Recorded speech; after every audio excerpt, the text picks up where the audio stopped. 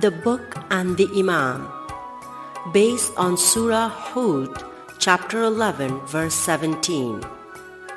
Ya Ali Madad. Today we're going to study another verse from the Holy Quran that mentions Hazrat Musa alayhi salam, book as Imam. To better understand, let's establish some prior knowledge which help us to understand it. The historic references from the Prophet Muhammad sallallahu alayhi wa alihi wasallam. The Prophet declared, quote, "O people, know that what Aaron was to Moses, Ali is to me, except that there shall be no prophet after me. And he is my plenipotentiary, wali to you after me. Therefore, he to whom I am master, Mawla, Ali is his master." End quote. The Prophet then raised Ali's hand and prayed, quote, "O God, be affectionate to him who is devoted to Ali. Show enmity to him who is his enemy. Give victory to him who helps Ali, and forsake him who forsakes Ali." End quote. The Quran is full of different subjects of the light of Imamat, and there is always the speaking soul of knowledge and wisdom of the Quran in the light of Imamat. Thus, without the help of the light of Imamat, it is difficult and impossible to see the Tawili realities and recognitions of the Holy Quran. End quote. Page 40. The Prophet Muhammad sallallahu alayhi wa alihi wasallam declared, quote, "I am leaving two important things among you, the book of Allah and my progeny, Ithra, the people of my house. If you hold on to both of them, you will never go astray, for they will never separate until they come to me at the pond, Kauthar." End quote. Let's look at this in the light of an example. Why a teacher is needed with a book. Imagine you're enrolled in school, college, or university. You have all the textbooks that cover the entire curriculum. You could just read these books on your own. So why do you still need a teacher? It is because a book, no matter how complete, is just paper and ink. It can ask you questions, clarify your doubts, or adjust its explanation when you're confused. It presents the same content to everyone, but not everyone learns the same way. A teacher connects the dots, gives real-life examples, and guides you to explore beyond the text. Now let's begin with the third Quranic reference that mentions Imam, Surah 11, verse 17. Let's start with the rhyme to remember this concept better.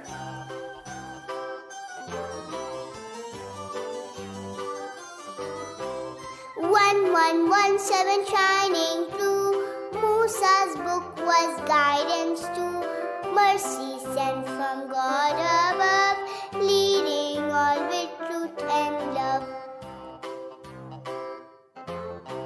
1117 shining through, Musa's book was guidance to, mercy sent from God above, leading all with truth and love. Surah 11, verse 17. The verse, quote, "Is he who is on clear proof from his Lord and follows him a witness to him, and before him the book of Musa, who was an Imam and a mercy for the people, better or someone else. End quote. Interpretation and insights. It's mentioned in the book Daimul Islam and 1000 Wisdoms, Wisdom 105, that Mawla Ali alayhi salam declared himself a witness to the truth of the Prophet's message. Surah 11 verse 17 is Mawla Murtaza Ali alayhi salam himself. He is the living and speaking spirit of the book alongside the silent book of ink and paper. Let's look at what the preamble of the Ismaili constitution states about this concept. A. The Shia Imami Ismaili Muslims affirm the Shahada, La ilaha illallahu Muhammadur Rasulullah, the Tawheed therein, and that the Holy Prophet Muhammad sallallahu alayhi wa alihi wasallam is the last and final Prophet of Allah. Islam, as revealed in the Holy Quran, is the final message of Allah to mankind and is universal and eternal. The Holy Prophet, through the divine revelation from Allah, prescribed rules governing spiritual and temporal matters. B.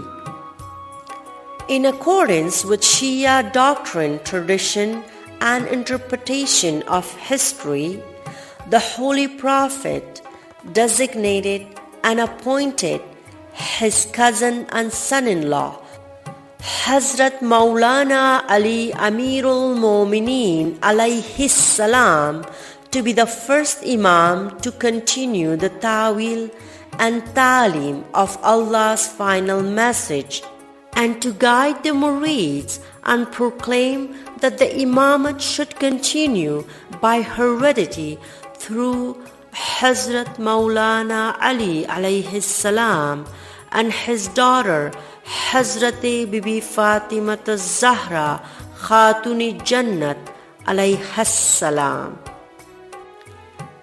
Key takeaways from Surah 11 verse 17. 1. The Holy Prophet Muhammad sallallahu alayhi wa alihi wasallam was on clear proof from his Lord. 2. Maulana Ali alayhi salam followed him and witnessed his truth. 3. Before them, the book of Musa, the Torah, is the speaking Torah, Hazrat Harun alayhi salam, and similarly, Hazrat Ali alayhi salam is the speaking Quran. Analogy. Why Hazrat Harun alayhi salam is called a book? Allama Hunzai explains, sometimes in Arabic language it is the principle that things are named based on association. For example, a camel carrying a water bag may be called a water bag, not because it is the bag, but because it carries it. Similarly, Hazrat Harun alayhi salam, brother of Prophet Musa alayhi salam, carried the soul, wisdom, and real spirit of the Torah. So in the same manner, he was called the book because he was carrying the soul of the book. Another analogy. The writer and the written words. When you write something, the knowledge does not leave you. If someone has a question about your writing, they come to you because you are the source. Likewise, the Quran is not just written book. It is a living, luminous spirit revealed to the Prophet Muhammad sallallahu alaihi wasallam. That understanding continues through the Imams who carry ilmi ladunni, divinely inspired knowledge. Conclusion.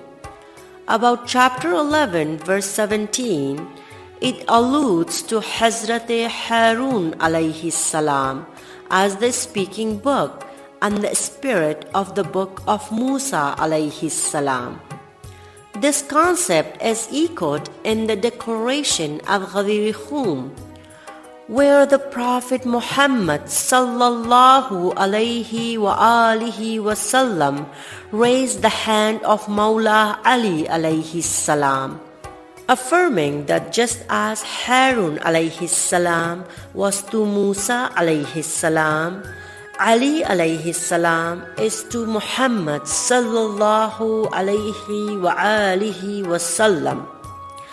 Mawla Ali is thus recognized as the speaking Quran, the real spirit of the Quran, and the witness to the truth of the Prophet. Furthermore, according to Surah 3, verse 12, interpreted spiritually, everything has been encompassed in the manifest Imam, the Hazir Imam alayhi salam, who is the living, present guide and witness of divine truth. In the next lesson, we will learn about the fourth verse of the Holy Quran that mentions the Imam, where the phrase Imam Mubin is used in the sense of an open highway. Surah 15, verse 79, God says, quote, "So we took revenge on them, and lo, the two ruined towns are on an open highway, Imam Mubin," end quote. Until then, take care, and Ya Ali Madad.